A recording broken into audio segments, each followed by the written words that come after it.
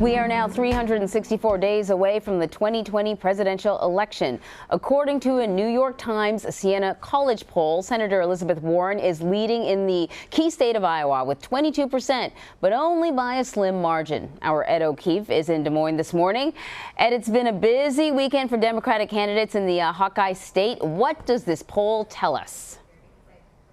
Well, Anne-Marie, among other things, it shows us that Buttigieg is certainly doing far better here in Iowa than he appears to be doing nationally. And that's in part because he's starting to spend the $25 million he raised over the summer on staffing and advertising here in the state. The Biden campaign isn't terribly worried just yet, at least. They say, look, we just launched a $4 million ad campaign of our own. We raised $5.3 million last month. We think we're in decent shape. But one thing we noticed this weekend, the candidates now seem a little more eager to go after each other, and it all started with something Mayor Buttigieg had to say. You see it's coming into focus, you and Warren. Yeah, and certainly a world where we're getting somewhere is that world, where it's coming down to the two of us. Obviously, Indiana Mayor Pete Buttigieg is indeed on the rise here in Iowa, but he's not alone, with new polling showing that former Vice President Joe Biden and Senators Elizabeth Warren and Bernie Sanders maintain a grip on the top spots in the race for president. On Sunday, Buttigieg backtracked, telling CBSN it's not yet a two-way race. Yeah, that didn't come out right. I can't remember the exact context for that. But not before other candidates shot down his theory.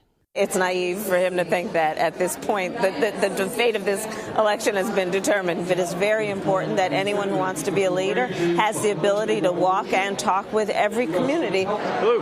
That's a knock on Buttigieg's weak standing with Black and Latino voters. Candidates like Julian Castro say the party needs a nominee who can get them to the polls. If that person can't connect with those communities, they simply should not be at the top of the ticket. It's too risky. Meanwhile, the top issue of conversation this weekend, health care, and Warren's plan to pay for it, which would divert the funds employers currently pay private health care companies to the government and increase taxes on the wealthy. It doesn't raise taxes on anybody but billionaires. And you know what? The billionaires can afford it, and I don't call them middle class. Okay, Ed, so, people have been waiting a long time to hear about Warren's health care plan. What's the reaction been? Well, look, moderates continue to dismiss this plan as mathematical gymnastics. Joe Biden, for example, over the weekend tore into it, saying that essentially what the country should do is just build on Obamacare. Even Bernie Sanders, the architect of Medicare for All, admits that he would raise taxes on just about every American, but that ultimately your copays and deductibles would go down, so overall costs would drop. It will continue to be a big topic of conversation, in part because it was a tricky series of proposals that came out on a Friday afternoon, and it's going to take some time before people really get a sense of what she's suggesting. Right. Okay. So Iowa, first caucus is in the nation. They take that role very seriously. These are voters that really pay attention to what the candidates are saying. You've been speaking to voters. Any sense that they've zeroed in on a candidate at this point, or are they still undecided? No, I love the voter that shows up with a Joe Biden, Pete Buttigieg, and Amy Klobuchar sticker on and says, well, this one's out of it, and I'm still thinking about these two. And there's a lot of that going on right now. Look, you still have 91 shopping days left until the Iowa caucus, so they have some time to make a decision. But if you talk to people here, get a sense of what's going on, this is a race that really is now between Elizabeth Warren, Bernie Sanders, Pete Buttigieg. Biden is in the mix, but there's a sense that with that much time left, maybe somebody else somehow creeps up into that top tier. The fact that Kamala Harris over the weekend has decided to zero in on this state, throw everything she has at it, other people have done that with success in the past when they're far back in the pack about this point out in the race. So still very fluid. Nobody really totally committed to just anybody yet. So let's talk about the issues that the voters are most interested in on the campaign trail. Healthcare, one of the top issues for voters. The polling certainly reflects that. There's climate change that was at the core of Washington Governor Jay Inslee's campaign. He's not running anymore. There's, Beto O'Rourke. He made gun reform kind of a centerpiece of his campaign. He's out.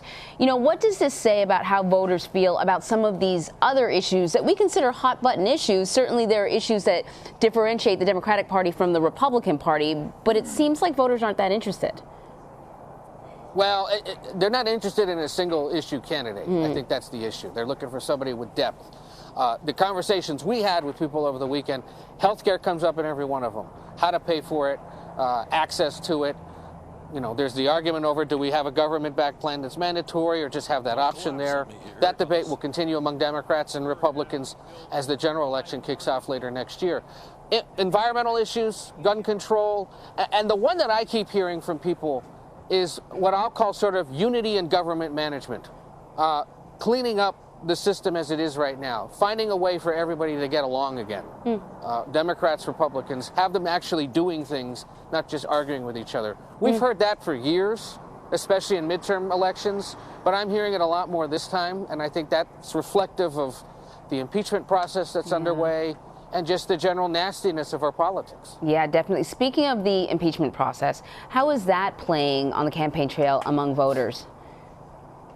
It doesn't come up unless we ask about it, Anne-Marie. And that's important for people, especially in newsrooms and in the halls of Congress, to remember that this is not an issue that is top of mind for most Americans day in and day out. And, you know, they know it's happening, but to them, it just speaks to the morass and the miserable nature of what's going on in Washington, either because they don't like the president or they don't like the fact that both ends of Pennsylvania Avenue can't seem to talk to each other and get anything done. That's really interesting.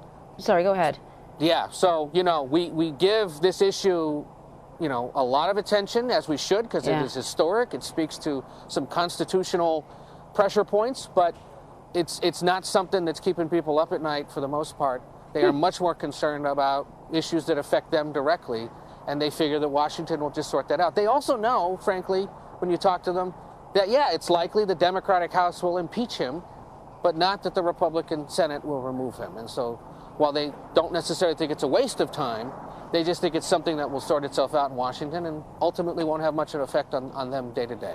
So then, as a result, are you seeing the candidates bringing the impeachment inquiry up on the campaign trail, or are they choosing just to, like, talk about other things?